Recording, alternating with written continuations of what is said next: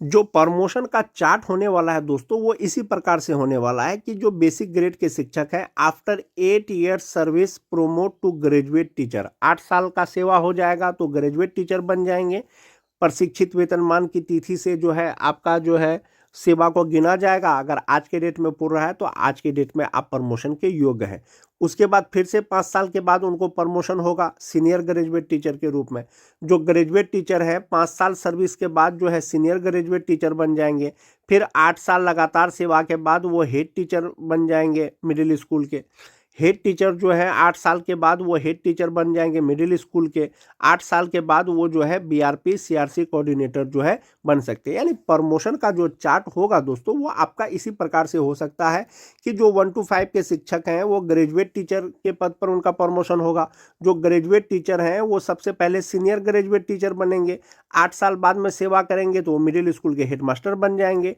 जो head teacher हैं वो मिडिल स्कूल के हेड टीचर पर उनका जो है जो एचएम है उस पर प्रमोशन होगा। और फिर लगातार 8 साल सेवा के बाद उनको वो जो है बीआरपी या सीआरसी कोऑर्डिनेटर बन सकेंगे। तो इस प्रकार से जो है प्रमोशन होगा।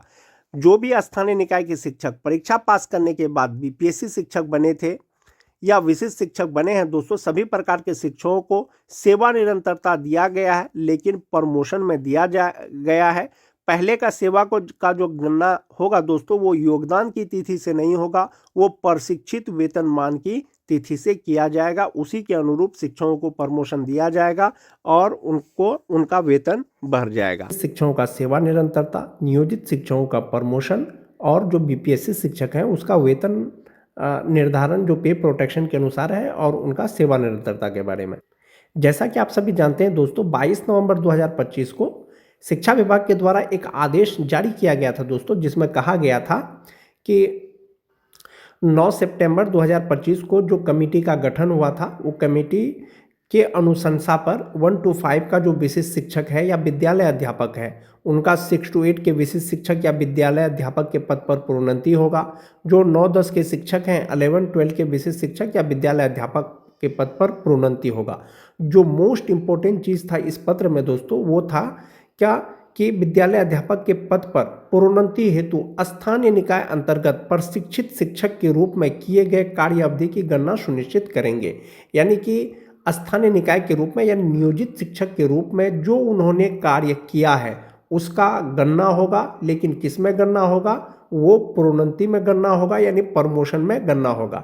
इसमें शिक्षा मंत्री ने भी, माननीय शिक्षा मंत्री ने भी इसे स्पष्ट किया है दोस्तों कि जो विशिष्ट शिक्षक हैं, विद्यालय अध्यापक हैं, उनका जो पहले का सेवा है यानी नियोजित शिक्षक के रूप में जो उन्होंने सेवा किया है उसका गणना किया जाएगा, लेकिन प्रोन्नति में किया जाएगा। इस प्रकार के से दोस्तों सभी शिक्षकों को सेवा निरंतरता दे दिया गया है प्रोन्नति में।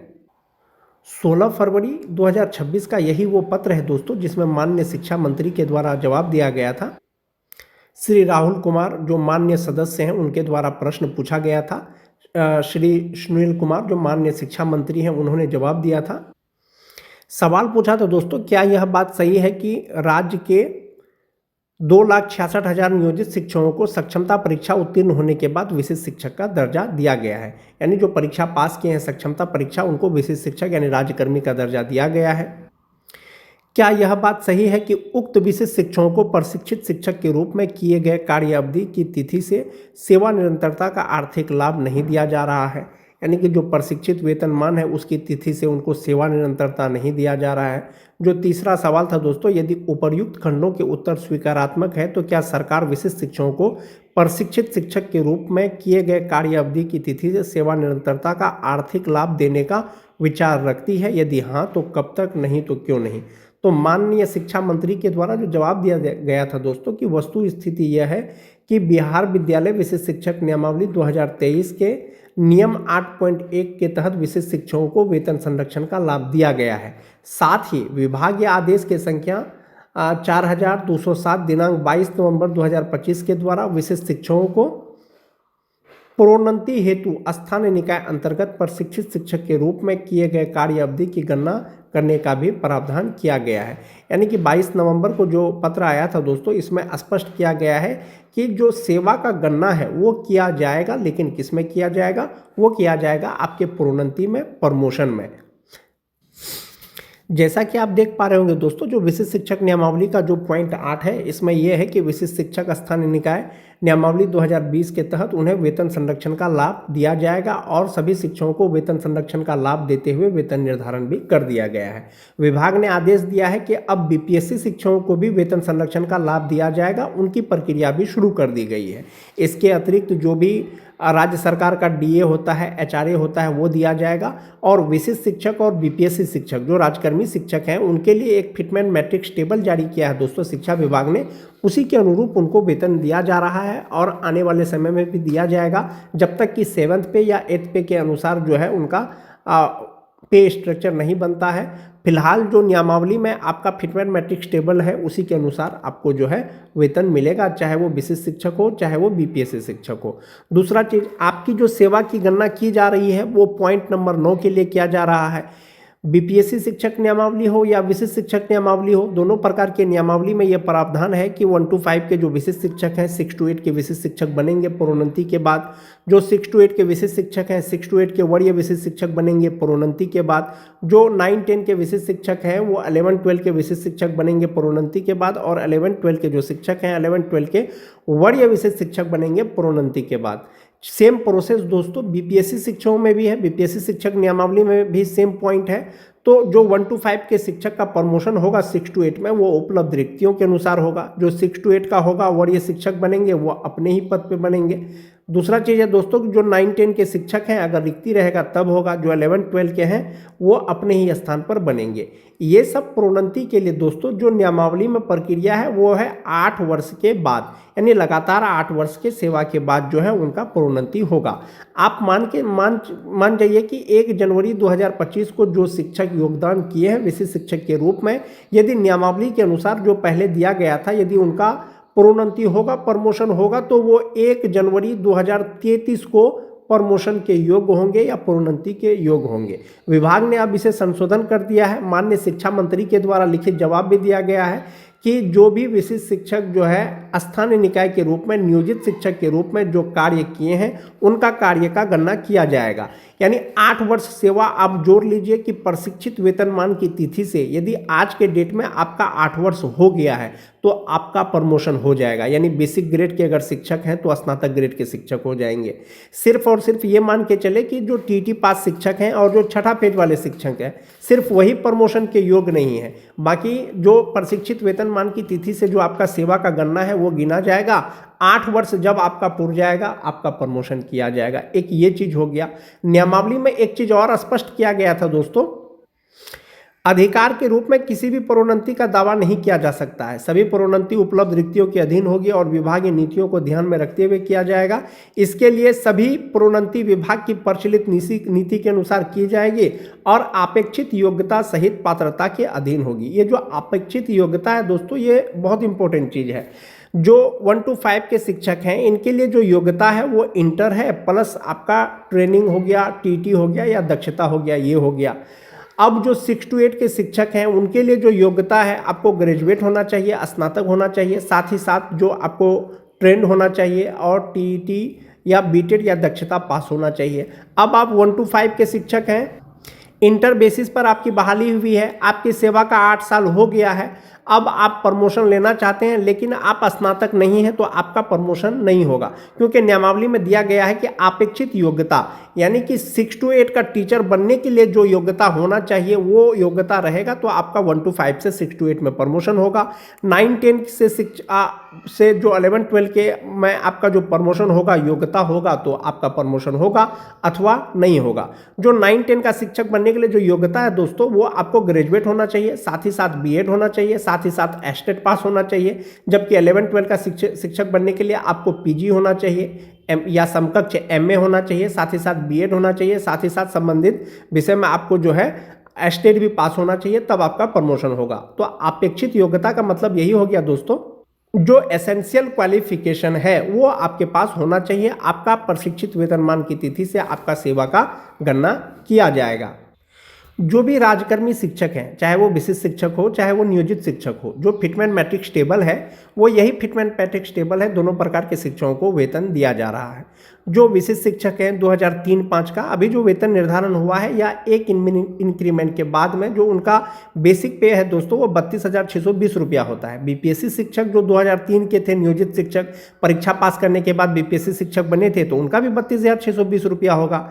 जो टीटी पास शिक्षक हैं दोस्तों उनका 28,140 रुपया होता है। जो छठा पेज वाले हैं 25,750 रुपया होता है। या 2003 के बाद का जो 6-7 के शिक्षक हैं उनका 31,670 रुपया बेसिक पे होता है। अब चूंकि आपके सेवा की गणना की जा रही है तो इंडेक्स 10 के अनुसार आपका 32,620 रुपया है। प्रमोशन होगा तो 36,530 रुपया हो जाएगा। यानी 1 to 5 से आप सीधा 6 to 8 के शिक्षक बन जाएंगे। जो 6-7 के शिक्षक हैं 31,670 रुपया उनका बेसिक पे है, प्रमोशन होगा 35,470 रुपया हो जाएगा। जो टीटी पास शिक्षक हैं दोस्तों 28,140 रुपया उनका बेसिक पे है। जिनका सेवा का यानी प्रशिक्षित वेतनमान का अगर 8 साल हो गया है तो उनका बेसिक पे 31,510 रुपया हो जाएगा और इसी प्रकार से उनका ग्रेड चेंज हो जाएगा। यानी बेसिक ग्रेड से वो ग्रेजुएट टीचर हो जाएंगे और उनका ग्रेड 1 to 5 से सीधा स्नातक ग्रेड हो जाएगा। उसी तरह से जो 9-10 के शिक्षक हैं, बहुत सारे नियोजित शिक्षक जो विशिष्ट शिक्षक बने हैं, चूंकि इनका बेसिक पे 31,000 से शुरू होता है तो मान जाइए किसी शिक्षक का बेसिक पे 31,930 रुपया है। अब उनका सेवा का चूंकि 8 वर्ष हो गया है पहले का सेवा गिन करके, तो प्रमोशन होगा 11-12 में तो 32,960 रुपया होगा। इसी तरह से सभी ग्रेड के शिक्षक, चाहे वो विशिष्ट शिक्षक हो चाहे वो बीपीएससी शिक्षक हो, उनका सेवा का गणना किया जाएगा और इसी के आधार पर उनका मूल वेतन भी बढ़ेगा। एक ये हो गया। अब एक चीज है कि दोस्तों इनहैंस सैलरी पर क्या प्रभाव पड़ेगा। इनहैंस सैलरी पर क्या प्रभाव पड़ेगा उसके लिए आप ये वाला सैलरी चार्ट देख सकते हैं। सेवा निरंतरता यानी कि सेवा का गणना हो या उनका जो बेसिक पे के आधार पर जो वेतन है वो कितना होगा। अगर नियोजित शिक्षकों की बात करें, अगर नियोजित शिक्षक को आप छोड़ दें तो जो विशिष्ट शिक्षक हैं 2003-05 का उनका बेसिक पे अभी 32,620 रुपया है, चाहे वो विशिष्ट शिक्षक हो चाहे वो बीपीएससी शिक्षक हो। तो इसका जो 58% डीए है, 5% एचआरए, मेडिकल लगा करके जो ग्रॉस सैलरी होता है दोस्तों वो 61,357 रुपया होता है और इनहैंस सैलरी 48,987 रुपया होता है। आने वाले समय में यानी 2026 में ही यदि उनको प्रोन्नति मिल जाएगा, यानी उनका जो पहले का सेवा है वो गिन लिया जाएगा तो वो बेसिक पे 36,530 रुपया हो जाएगा और डीए यदि यही 58% रहेगा, अगर 58% पे अगर गणना करें तो 5% एचआरए, 1,000 मेडिकल लगा करके जो उनका टोटल सैलरी होगा वो 68,594 रुपया होगा। एनपीएस अकाउंट में 13,852 रुपया जमा होने के बाद 54,742 रुपया हो जाएगा। तो अभी जो 2003-05 के विशिष्ट शिक्षक हैं या बीपीएससी शिक्षक हैं जो परीक्षा पास करने के बाद राजकर्मी बने हैं, तो आप ऐसे समझिए कि अभी उनका जो ग्रॉस सैलरी है वो 61,357 रुपया है। सेवा निरंतरता मिलेगा, प्रमोशन होगा तो 68,594 रुपया हो जाएगा। 2006-07 के शिक्षकों की बात करें, जो विशिष्ट शिक्षक हैं 31,670 रुपया अभी उनका बेसिक पे है। 58% डीए, 5% एचआरए, मेडिकल लगा करके जो ग्रॉस सैलरी होता है वो 59,598 रुपया होता है और इनहैंस सैलरी 47,589 रुपया होता है। अब चूंकि उनका सेवा का गणना होगा तो ये इंडेक्स 9 के अनुसार उनको बेसिक पे मिलेगा तो ये 35,470 रुपया हो जाएगा। इसमें 58% डीए, एचआरए, मेडिकल लगा करके ग्रॉस सैलरी 66,633 रुपया हो जाएगा, जिसमें से 13,450 रुपया उसका एनपीएस अकाउंट में जमा होगा और इनहैंस सैलरी होगा 53,180 रुपया। तो आपका सेवा का गणना होगा तो ऑब्वियसली आपका जो वेतन बढ़ जाएगा, इनहैंस सैलरी पर भी आपका प्रभाव पड़ेगा, जो आपका ग्रॉस सैलरी है उस पर भी प्रभाव पड़ेगा और मोस्ट इंपोर्टेंटली जो आपका भविष्य के लिए जमा होगा उस पर भी उसका प्रभाव पड़ेगा। जो 2009-10 के विशिष्ट शिक्षक हैं उनका अभी मूल वेतन 30,750 रुपया है। जो अभी 58% डीए है, 5% एचआरए, 1,000 मेडिकल लगा करके ग्रॉस सैलरी उनका 57,894 रुपया होता है। इसमें से 11,660 रुपया उनका एनपीएस अकाउंट में जमा होता है और 46,234 रुपया उनका इनहैंस सैलरी होता है। अब चूंकि उनका सेवा का गणना होगा तो 34,440 रुपया हो जाएगा और इसके आधार पर जो 58% डीए, 5% एचआरए, मेडिकल लगा करके जो ग्रॉस सैलरी होगा वो 64,725 रुपया होगा। 13,060 रुपया उनका एनपीएस अकाउंट में जमा होगा और इनहैंस सैलरी होगा उनका 51,665 रुपया। बहुत लोग कहते हैं कि दोस्तों कि विशिष्ट शिक्षक बनने में ज़्यादा फायदा है या नियोजित रहने में ज़्यादा फायदा है, तो आप उसके लिए ये वाला चार्ट देख सकते हैं। जो नियोजित शिक्षक अभी हैं 2003-05 का, उनका बेसिक पे 32,290 रुपया के हिसाब से जो ग्रॉस सैलरी होता है 55,433 रुपया होता है, जबकि सेम वर्ष के जो विशिष्ट शिक्षक हैं उनका ग्रॉस सैलरी 61,357 रुपया होता है। प्रमोशन होगा नियोजित शिक्षकों का तो ग्रॉस सैलरी 58,432 रुपया होगा। प्रमोशन होगा विशिष्ट शिक्षकों का तो ग्रॉस सैलरी 58,594 रुपया होगा। तो सीधा सीधा दोस्तों 10,000 सैलरी का प्रभाव पड़ता है नियोजित शिक्षक वर्सेस विशिष्ट शिक्षक का। सेम चीज अगर 2006-07 के शिक्षकों की बात करें, नियोजित शिक्षकों का जो इनहैंस सैलरी होता है वो 50,284 रुपया होता है, जबकि जो विशिष्ट शिक्षक हैं 47,589 रुपया होता है। अगर ग्रॉस सैलरी की बात करें दोस्तों 53,884 रुपया होता है और जो ग्रॉस सैलरी है विशिष्ट का वो 59,598 रुपया होता है। नियोजित शिक्षक का प्रमोशन होगा 2006-07 का तो उनका ग्रॉस सैलरी 56,786 रुपया होगा, जबकि विशिष्ट का 66,633 रुपया हो जाएगा। तो और जो भविष्य के लिए जमा होता है नियोजित शिक्षकों का वो 3,600 रुपया होता है, जबकि विशिष्ट शिक्षक का आप देख सकते हैं कि जिस तरह से उनका बेसिक पे बदलेगा, DA HRA बदलेगा, उनका जो NPS में जमा होता है वो भी अमाउंट बदलते जाएगा, जबकि जो नियोजित है उनका फिक्स है 3,600 रुपया। जो 2009-10 के शिक्षक हैं दोस्तों, जो नियोजित शिक्षक हैं 30,420 रुपया के हिसाब से जो ग्रॉस सैलरी उनका होता है 52,385 रुपया होता है, जबकि जो नियोजित शिक्षक बन गए हैं 9-10 का उनका 57,894 रुपया होता है। जो इनहैंस सैलरी है वो 48,785 रुपया है, 46,234 रुपया है। नियोजित शिक्षक का प्रमोशन हो जाएगा तो ग्रॉस सैलरी 55,221 रुपया हो जाएगा। विशिष्ट शिक्षक का प्रमोशन हो जाएगा तो उनका 64,725 रुपया हो जाएगा। तो लगभग 9 से 10,000 रुपया इनहैंस सैलरी का दोस्तों ग्रॉस सैलरी में फर्क है नियोजित वर्सेस विशिष्ट शिक्षक। जो मोस्ट इंपॉर्टेंट चीज है दोस्तों वो इंडेक्स का है। वो इंडेक्स जो विशिष्ट शिक्षक का जो इंडेक्स है वो पे प्रोटेक्शन के अनुसार फिटमेंट मैट्रिक्स टेबल पर सेट हुआ है।